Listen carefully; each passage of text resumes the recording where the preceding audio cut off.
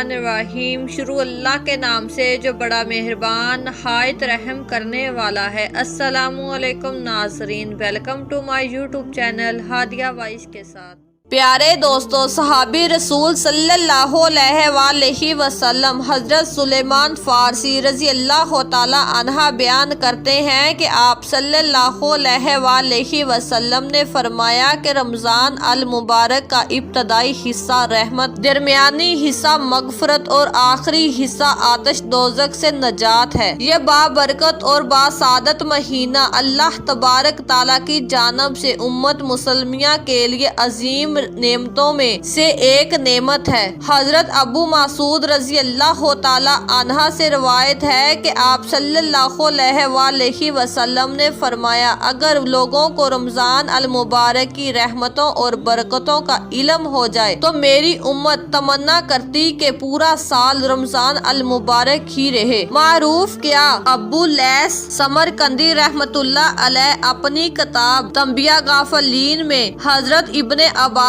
رضی اللہ تعالی عنہ سے روایت کرتے ہیں کہ آپ صلی اللہ علیہ وآلہ وسلم نے فرمایا، جنت کو شروع سال سے آخر سال تک رمضان المبارک کی خاطر آراستہ کیا جاتا ہے اور خوشبوؤں کی دھونی دی جاتی ہے۔ بس رمضان المبارک کی جب پہلی رات ہوتی ہے تو عرش کے نیچے سے ایک ہوا چلتی ہے جس کا نام مشیرہ ہے، جس کے جھونکوں کی وجہ سے جنت کے درختوں کے پتے اور دروازوں کے حلقے بجنے لگتے ہیں، جس سے ایک دل افروز سریلی آواز نکلتی ہے کہ سننے والوں نے اس سے اچھی آواز کبھی نہ سنی ہوگی۔ ایسے میں خوش نما آنکھوں والی حوریں اپنے مکانوں سے نکل کر جنت کے دروگے سے پوچھتی ہیں کہ یہ کیسی رات ہے، اور وہ جواب دیتے ہیں کہ یہ رمضان المبارک کی پہلی رات ہے۔ حوریں یہ منظر دیکھ کر اللہ تبارک تعالیٰ سے درخواست کرتی ہیں کہ اس مہینے میں ہمیں ان روزے داروں سے جوڑ دیجئے۔ تو پیارے دوستو، بس جو بندہ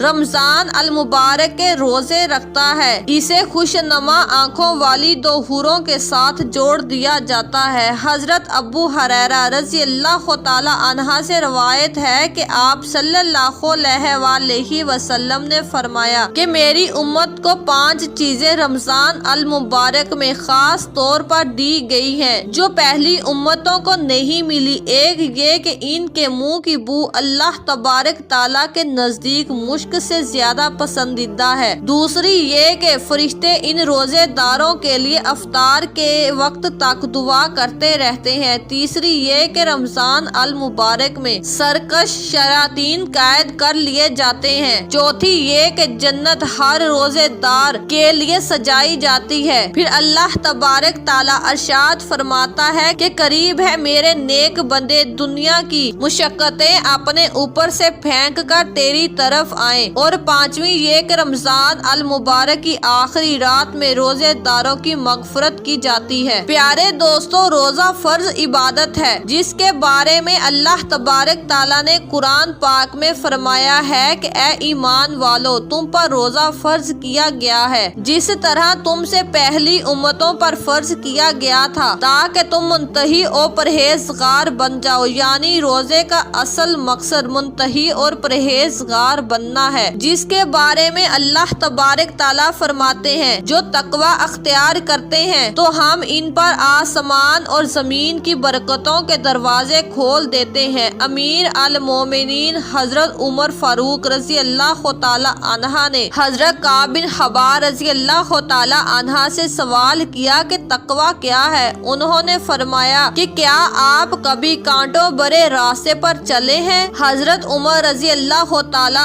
عنہ نے اسباق میں جواب دیا تو حضرت نے کہا، آپ نے پوچھا کہ آپ نے اس راستے کو کیسے طے فرمایا؟ حضرت عمر فاروق رضی اللہ تعالی عنہ نے جواب دیا کہ خود کو کانٹوں سے بچا کر سمٹ سمیٹ کر۔ حضرت کعب رضی اللہ تعالی عنہ نے کہا کہ اے میرے امیر المومنین، یہی تقوی تقوی ہے۔ دنیا کانٹوں برے راستے کی مانند ہے اور اس سے بچ کر نکل جانا تقوی ہے۔ تقوی انسانی قلب و روح میں اس مثبت تبدیلی کا نام ہے جس کے بل پر ہم اپنے نفس سے جہاد کرتے ہوئے امر بالمعروف اور نہی عن المنکر ممکن کرتے ہیں، اور تقوی کے حصول کا سب سے مؤثر ذریعہ ماہ رمضان ہے۔ حضور پاک صلی اللہ علیہ وآلہ وسلم نے ارشاد فرمایا کہ جب رات کی آخری تنہائی حصہ باقی رہ جاتا ہے تو اللہ تبارک تعالیٰ عرش سے آسمان دنیا پر نزول فرماتے ہیں کہ ہے کوئی مجھ سے دعا مانگنے والا تاکہ میں اس کی دعا پوری کروں، کہ مجھے کون بلاتا ہے کہ میں اس کو جواب دوں، مجھ سے کوئی مانگنے والا ہے کہ میں اسے عطا کر دوں، کہ ہے کوئی مجھ سے مغفرت طلب کرنے والا کہ میں اس کی مغفرت کر دوں۔ حضرت ابو ہریرہ رضی اللہ تعالی عنہ سے روایت ہے کہ آپ صلی اللہ علیہ وآلہ وسلم نے فرمایا کہ رمضان المبارک کے آتے ہی جنت کے دروازے کھول دیے جاتے ہیں اور دوزخ کے دروازے بند کر دیے جاتے ہیں اور شیاطین کو زنجیروں میں جکڑ کر قید کر لیا جاتا ہے۔ رمضان المبارک کا چاند نظر آنے کے بعد اس ماہ مبارک کے حوالے سے ادا کیے جانے والا سب سے پہلا عمل تراویح کی نماز ہے، جس کے لیے اہل ایمان ذوق و شوق سے مسجد کا رخ کرتے ہیں۔ یہاں بعد نماز عشاء عشق و محبت کی خوشبودار فضاؤں سے سرشار تراویح کے ایمان افروز روحانی اجتماع میں کیف سرور کی لذتوں سے بھرپور حفاظ کرام کی دل افروز تلاوت قرآن پاک روح پرور سما باندھ دیتی ہے اور سامعین حب الہی اور عشق مصطفیٰ صلی اللہ علیہ وآلہ وسلم میں ڈوب کر ان پاکیزہ طاعتوں میں مصروف ہو جاتے ہیں۔ قیام لیل میں تراویح کی بڑی فضیلت ہے۔ حضرت ابو بن عباس رضی اللہ تعالی عنہ روایت کرتے ہیں کہ رسول پاک صلی اللہ علیہ وآلہ وسلم 20 رکعت تراویح اور وتر پڑھا کرتے تھے۔ نماز تراویح باقاعدہ جماعت سے پڑھنے کا نظام حضرت عمر فاروق رضی اللہ تعالی عنہ کے دور خلافت سے شروع ہوا۔ تراویح کا ایک بڑا فائدہ یہ ہے کہ روزانہ تراویح بعد جماعت پڑھنے کے ثواب کے علاوہ مہینے میں کم از کم ایک بار پورا قرآن پاک سننے کا شرف و ثواب حاصل ہو جاتا ہے۔ تراویح کی نماز رمضان المبارک کے پورے مہینے پڑھنی چاہیے، اگرچہ قرآن پاک پہلے ہی ختم ہو چکا ہو۔ عموماً لوگ ختم قرآن پاک کے بعد تراویح کی نماز ترک کر دیتے ہیں۔ اللہ تبارک تعالیٰ ان کو توفیق عطا فرمائے۔ رمضان المبارک کے مبارک مہینے میں تہجد کا اہتمام بھی بہت آسانی سے کیا جا سکتا ہے۔ اس کے لیے سحری سے 20 منٹ پہلے اٹھ کر تہجد کی نماز ادا کی جا سکتی ہے، جو قریب الہی اور قبولیت دعا کا بہترین وقت بھی ہے۔ آپ صلی اللہ علیہ وآلہ وسلم کا فرمان ہے کہ فرض نمازوں کے بعد سب سے افضل تہجد کی نماز ہے۔ سحری کے حوالے سے آپ صلی اللہ علیہ وآلہ وسلم نے فرمایا کہ سحری کھایا کرو، سحری کھانے میں برکت ہے، کچھ نہ ہو تو چند گھونٹ پانی ہی پی لیا کرو۔ اس ماہ مبارک میں زیادہ تر لوگ با جماعت نماز کی طرف راغب ہو جاتے ہیں۔ با جماعت نماز ادائیگی مومن کی پہچان ہے۔ آپ صلی اللہ علیہ وآلہ وسلم نے فرمایا کہ 40 دن تک تکبیر اولیٰ کے ساتھ نماز با جماعت ادا کرنے والے کو دوزخ اور نفاق دونوں سے دور کر دیا جاتا ہے۔ آپ صلی اللہ علیہ وآلہ وسلم نے فرمایا اگر لوگوں کو با جماعت نماز کے اجر و ثواب کا علم ہو جائے تو وہ ہزاروں مجبوریوں کے باوجود جماعت میں دوڑیں گے۔ حضرت ابو ہریرہ رضی اللہ تعالی عنہ سے روایت ہے کہ آپ صلی اللہ علیہ وآلہ وسلم نے فرمایا کہ اشراق کی نماز کی ادائیگی کا اجر و ثواب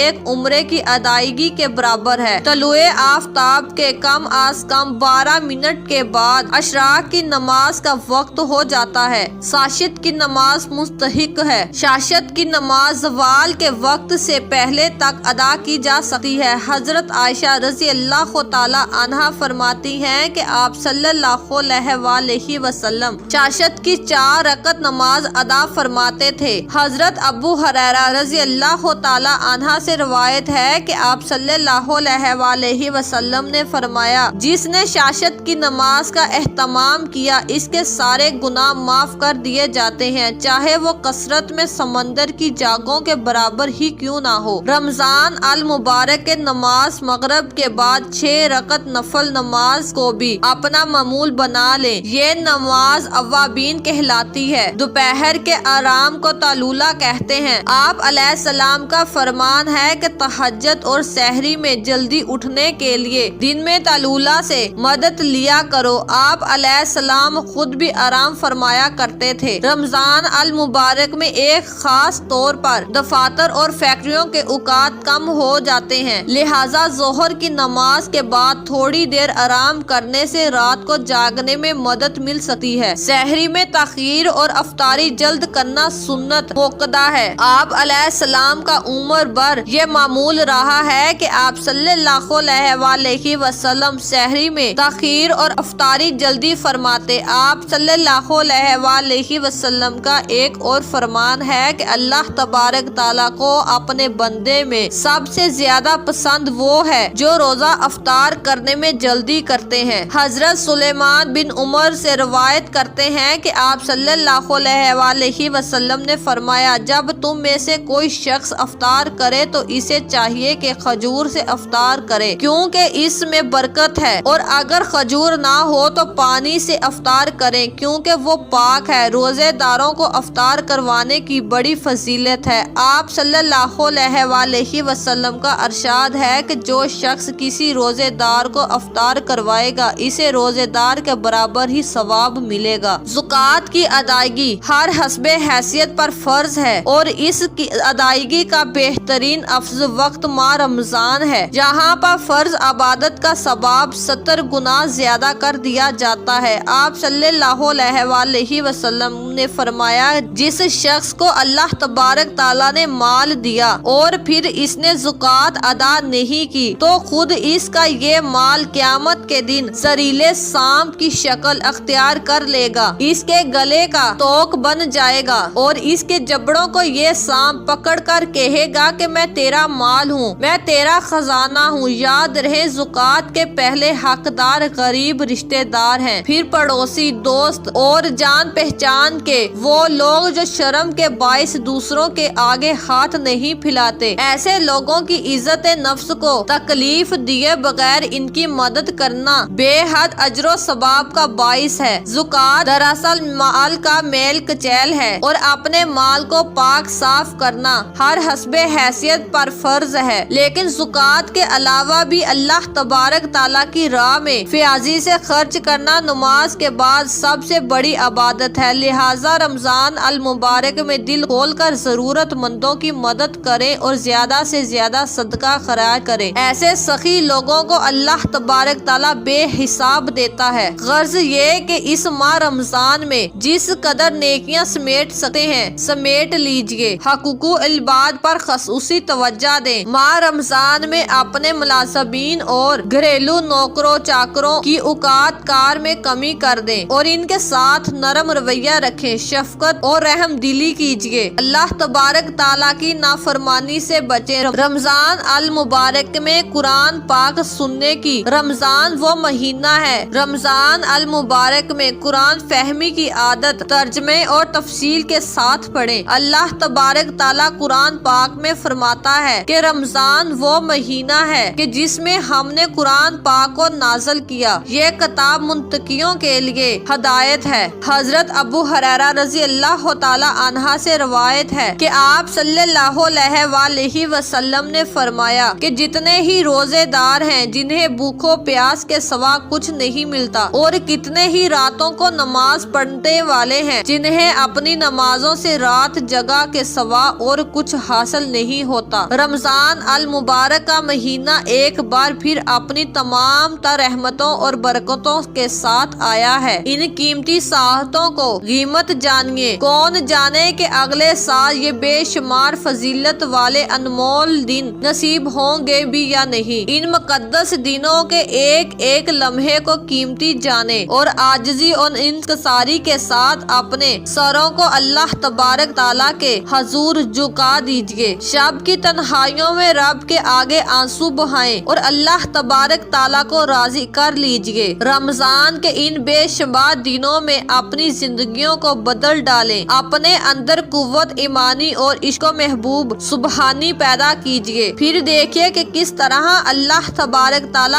आप पर मेहरबान होता है। प्यारे दोस्तों, यकीन जानिए अल्लाह को राजी करना कोई मुश्किल काम नहीं। बस जरा सी फिक्र, जरा सी मेहनत, जरा सी आजिज़ी, जरा सी जुस्तजू दरकार है और रोजाना शब की तन्हाइयों में इसके आगे आंसुओं के चंद कतरे बहा दीजिए। फिर देखिए किस तरह दुनिया की कामयाबियां और कामरानियां आपके कदमों में ढेर हो जाएंगी और फिर आखिरत में तो अल्लाह तबारक ताला ने अजर अजीम का वादा कर ही रखा है। पहले अशरे की इस दुआ को कसरत से पढ़ने की कोशिश करें। अल्लाह तबारक ताला मुझे और आपको रमजान अल मुबारक की रहमतों और बरकतों हासिल करने की तौफीक अता फरमाए। आमीन। नाज़रीन, उम्मीद है कि आप सबको हमारी आज की वीडियो पसंद आई होगी। अगर आपको हमारी वीडियो पसंद आई हो तो हमारी वीडियो को लाइक और शेयर ज़रूर कीजिएगा। इस तरह की हमारी वीडियो देखने के लिए हमारे चैनल को ज़रूर सब्सक्राइब करें। शुक्रिया।